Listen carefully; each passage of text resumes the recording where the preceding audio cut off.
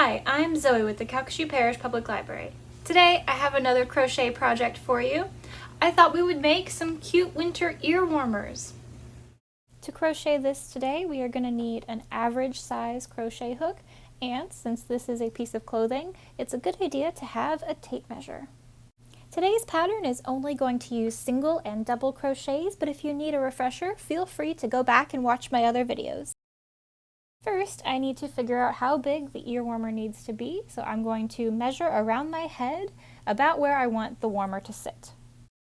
Turns out my head is about 20 inches around, so that's my starting point. I'm going to start a chain, and I am going to keep chaining until I have about 20 inches. For me, a 20-inch chain turned out to be about 72 stitches, but it'll vary depending on your measurements and stitch size. With our chain done, now we can start building up, and for this first row, I am just going to do single crochets all the way across. With our first row of single crochets all done, this is what it looks like. And to give you an idea of what we're going for, when we're completely finished, we're going to sew the ends together so it'll be round. Moving on, for row 2, we are going to chain 1 and do single crochets all the way across. For row 3, we are going to switch it up, chain 2, and then we're going to do double crochets all the way across. To make this look more professional, and like I didn't make it up as I went along, let's try for an alternating pattern here. So row 4 will be a single crochet, row 5 will be a double. For row 6, we'll go back to single crochets.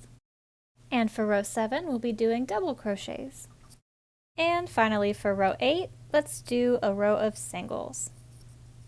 Now looking at the piece flat, you can see our pattern. A single crochet, single, here's a double, single, double, single, double, single. And to kind of make this even on both sides, why don't I finish off by adding one last row of single crochets. So here we are finishing off row 9, our last row with single crochets, and now it's time to tie it off. First we're going to pull a lot of yarn. I want an extra long tail. Then you can snip it, and we're going to pull this tail through the stitch that's on our hook. This will make a nice knot so that our piece doesn't unravel. Now we need to connect our ends together. For this I am using this plastic tapestry needle, but you can also use your crochet hook. This is also why we left that really long tail when we cut our yarn, because this is the thread that we are going to be using to sew our ends together. I am just going to hold my ear warmer with the ends touching each other, lined up as best as I can, and with the tail threaded through the needle, I am just going to sew them with a really simple stitch. Now I am not great at sewing, so this is not really pretty, just do the best you can. And when I've made it to the other end, I also tie a little knot here so that that won't come unraveled.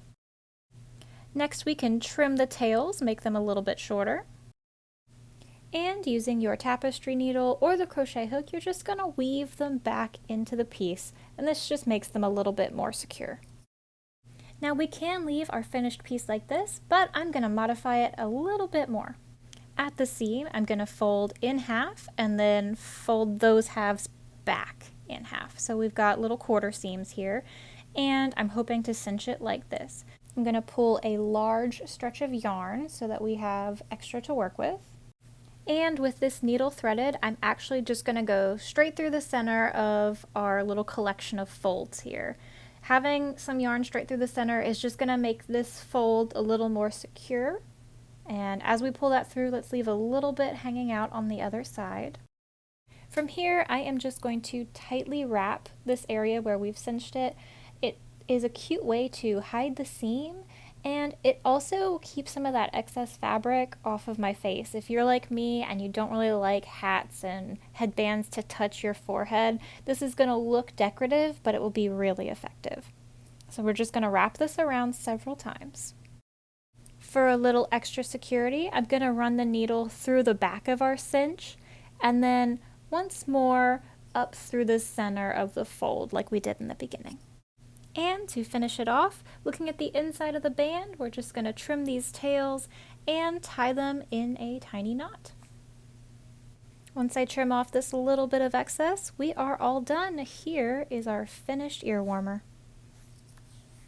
I hope you enjoyed this video, and if you're looking for more just like this, check back every week for more from your local library.